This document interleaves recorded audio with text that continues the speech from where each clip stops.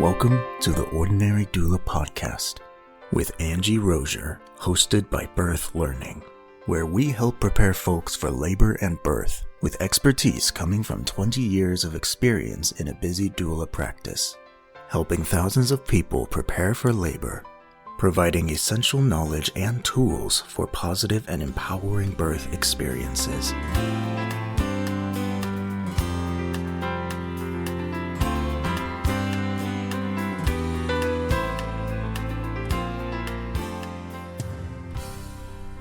Hello and welcome to the Ordinary Doula Podcast. My name is Angie Rozier. I am your host and we are sponsored by Birth Learning. Hop on over to our website to check out what we have there. If you're looking for birth doula preparation, breastfeeding preparation, or doula training, we've got all of that. For those who are not local to us, we do a lot of that virtually as well. Today, this is our little series of the stages of labor, and we are going to talk about, in this episode, the third stage. So stage 3. Stage 3 is very exciting to someone and kind of boring to everybody else. So stage 3 is simply the delivery of the placenta. So the baby is born. We think that's right. That's like the end. We've arrived. We've made it. But stage 3 is actually very important to your care provider. Their work really starts at stage 3. Like getting that baby out is one thing, but making sure the placenta comes out and is intact and bleeding is managed and at normal levels, that's when their work really shines as they're doing their job. So stage 3, we've got a baby who's just been pushed out and a placenta which is attached to the wall of the uterus. And that's a large attachment area if you think about that. Placentas come in a variety of sizes. The size of placentas varies, kind of like the size of babies varies. And as you might imagine, a very smaller, like babies on the small side have smaller placentas where large babies will have larger placentas. A placenta is a vascular organ. It's a temporary organ. It's a really cool organ. It is created along with the embryo, and it attaches in early labor, of course, that when that zygote grows and it makes an attachment, the placenta starts to grow into the wall of the uterus. And it grows and grows and grows as the baby grows. It feeds the baby. It filters things for the baby. It has a cord in the middle of it, generally the middle. Sometimes it might be kind of on a side, but the cord generally comes out of the center of the placenta, and it has 2 arteries that go to the baby and give it nutrients, oxygenated blood, all the good things from the mother's body, and then 1 vein that comes away that takes the waste product out. So that's kind of the metabolic process, and that's what grows a baby. So placentas are incredibly vascular, as you can imagine. And after that baby takes their first breaths, a lot of things start to change. And all these changes are driven by a sequence of hormones, which is pretty amazing. So the baby starts to breathe and the placenta starts to stop working. And it's not all at once, but the placenta kind of dies down. It's still pumping blood. The placenta will actually, in rhythm with the mom's heartbeat, like the mom's heart is pumping this vascular organ, it will actually pump blood into the baby for several minutes after birth. So babies, I've had a few clients inadvertently have very precipitous or fast labors and have a baby at home that was not planned. That happens because birth is pretty wild and we don't always know what's coming up, nor can we control everything about it. But I have had several clients have babies at home or in the car, on the side of the road, something crazy like that. I think those are great stories. Hopefully, if it happens to you, hopefully you think it's a great story too. It can be a little wild for sure. It has some tense moments, but when that's the case, I'm thinking of one case in particular where a mom had twins at home. I think she was 36 weeks. This was several years ago. Had a 2-year-old at home, I think was in a nap or something in the afternoon. She had a 45-minute labor. So from start to finish, her labor is about 45 minutes, a little bit early, as twins often are. So they weren't totally prepared to walk out the door with the first contraction, nor have their 2-year-old set up with a place to go and somebody take care of them. And those babies were born at home. She gave birth to one baby. She was on her knees in her bathroom. She laid the baby down. A few minutes later, the next baby came. In between the birth of those babies, 911 was called. And I think it was a 7 or 8 minute phone call with dispatch. And I've listened to this phone call, and it's pretty wild how many times the dispatch told the people to get a shoelace and tie off the cord. And this was over 10 years ago, maybe 12 years ago. And I was surprised we're still getting shoelaces to tie off cords, which is kind of interesting. So in a case where there was no help, right? These were small babies. They were both over 5 pounds, and they did amazing. They went to the hospital for a day and came home. So this particular situation worked out beautifully. But when there was no help, medical help there, and we were just, this poor woman was just on her bathroom floor by herself. Her husband was there on the phone with the dispatch. That placenta is still pumping oxygenated blood to the baby for several minutes. So we do not want to get a shoelace and tie off the cord when there's no other help available, because that baby, whether it's actively breathing or not, is getting oxygenated blood through the placenta. So if you look when a baby's born, there's a lot going on, but if you look at that cord, it is a nice big fat cord, usually like a white color or a bluish color. It looks really firm. There's something in it called Wharton's jelly that keeps it firm and keeps those vessels from being squished by the baby.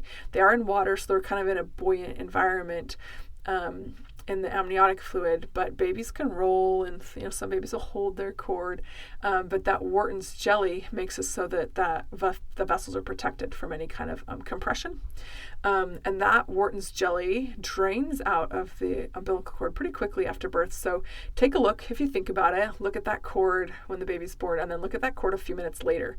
If you want to feel it, I've had several providers ask the dad or the mom if they want to reach down and feel that pulsating cord. Like, it is like heartbeat. It's the mom's heartbeat that is still pumping oxygenated blood into the baby. So the placenta starts to stop to work, and it's a little bit of a process, and it needs to then detach itself from where it has been and grown for the last several months, of course. And that detachment process is sometimes very quick, sometimes it takes a little bit of time. But the placenta, think of it kind of, if we were to lay down a small dinner plate about that size, if it were to be laid out and, just like laid on a tray or something.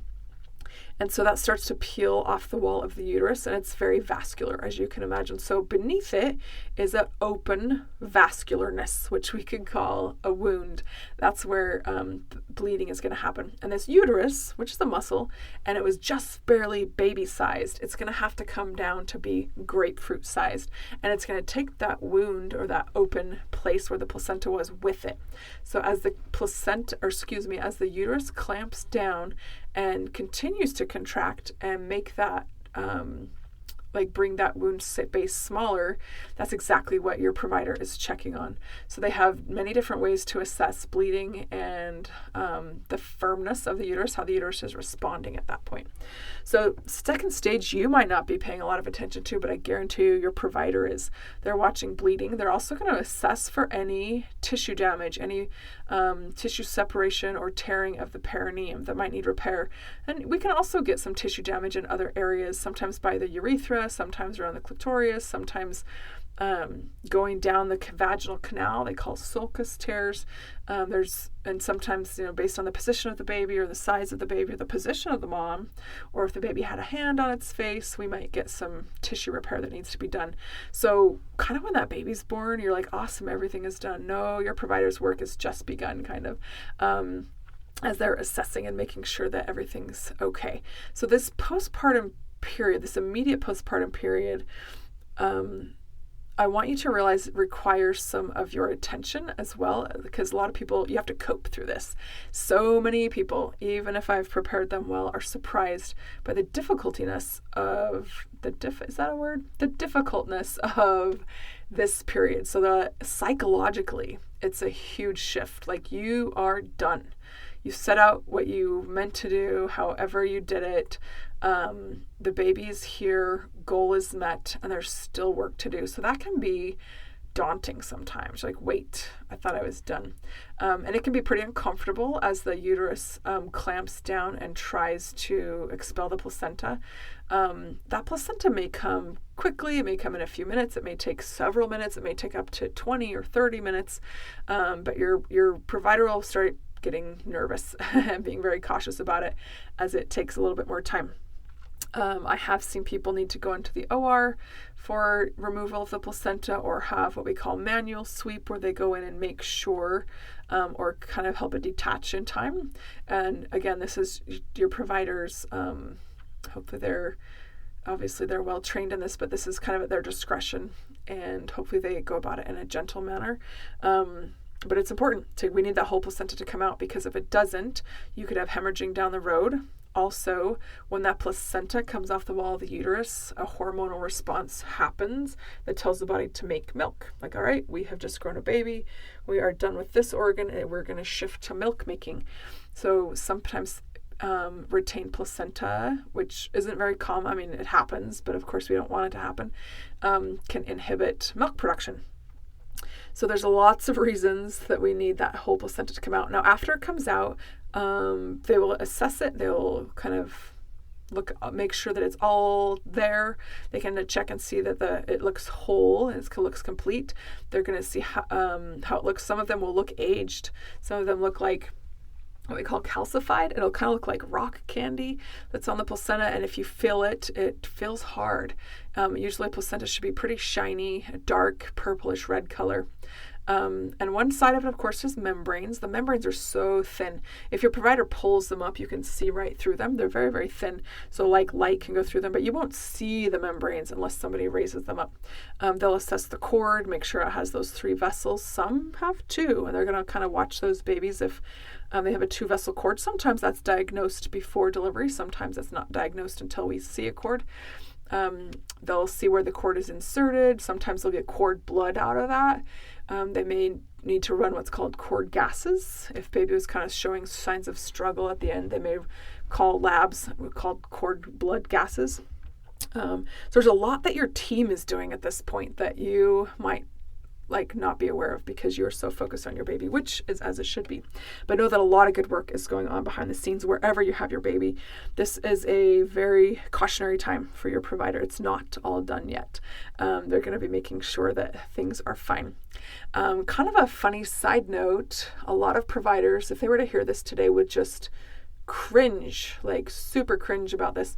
But I read a memoir of a really amazing woman who delivered babies at home in Alabama from the 1940s to the 1980s, and had a really good track record with her moms and babies, delivered thousands of babies in rural Alabama. Was very trusted by her community and by medical providers in the area. And in her memoir, she said, if that placenta doesn't come out, just let the mom go to bed. Give it 12 or 13 hours, let the mom rest and sleep, and then it will come out. Now, you won't see that happen today. I have never seen that happen. Once we get to about half an hour of waiting for a placenta, we're kind of taking some action at that point. But interesting that of yesteryear, with someone with a good track record, they would let the placenta kind of wait. They don't have things like postpartum Pitocin to work that out. One thing to be aware of here is this management of third stage. We call it, how you manage third stage is your nurse, usually it's a nurse, especially in a hospital setting, is going to prescribedly do what we call fundal massage, they call it, but they're going to rub that uterus from the outside every 5 to 15 minutes in that first hour. And if you're unmedicated, that's uncomfortable. They're going to come kind of knead on your belly. And what they're feeling for is that baby-sized uterus is getting down to grapefruit size. They're making sure it's firm. They're making sure it's centered. It might be side to side. They're making sure not a lot of blood is coming out. There is going to be some blood right after the baby, right after the placenta comes out. And that a normal blood loss at that point is 300 to 400 cc's. If it's getting much above that, then they're watching really closely. The birth I was at this morning, it was 200 cc's, kind of on the lower side. I've seen 100, 150. I've seen lots and lots of, full hemorrhages, well over 1,200, 2,000, up to 3,000 and 4,000, which gets super scary, right? So that's where our provider skills come in if we need the assistance at that point. So stage 3 may be boring to you, really exciting to your providers. Their skills shine through as they deliver the placenta, assess bleeding. any stitches or repairs that need to be done, and make sure you and baby are transitioning. There's a lot more to that sometimes than we realize. So I want you to understand that as you go into this stage 3 delivery of the placenta. And it's interesting to note, I always jot down what time the placenta came out. And I have some data on that. I can't remember that exact one. I think we were at about 13 minutes was an average of when the placenta came out for our data set that I, if I'm thinking about it right, I'll have to check into that. But yeah, it does take a little bit of time, but not too much usually. So hopefully you understand 3rd stage of labor, and that placenta is nice and cooperative and comes out and is whole and complete, and the uterus cooperates too, and you can get right back to enjoying your baby. And realize it does take a little bit of coping during this stage. You still need to employ those relaxation skills, sometimes breathing skills, sometimes focusing skills as repairs are done, and as this stage is managed. Hopefully that helps you as you prepare for labor and delivery. And I want to thank you for being here today with us on the Ordinary Doula Podcast. Go out and connect with someone important in your life and make a difference in the world today. Thanks for being here. We'll see you next time.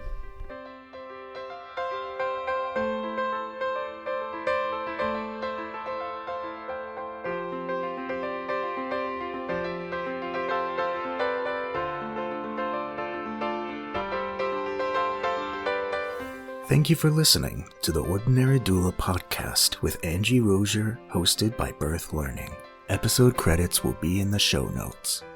Tune in next time as we continue to explore the many aspects of giving birth.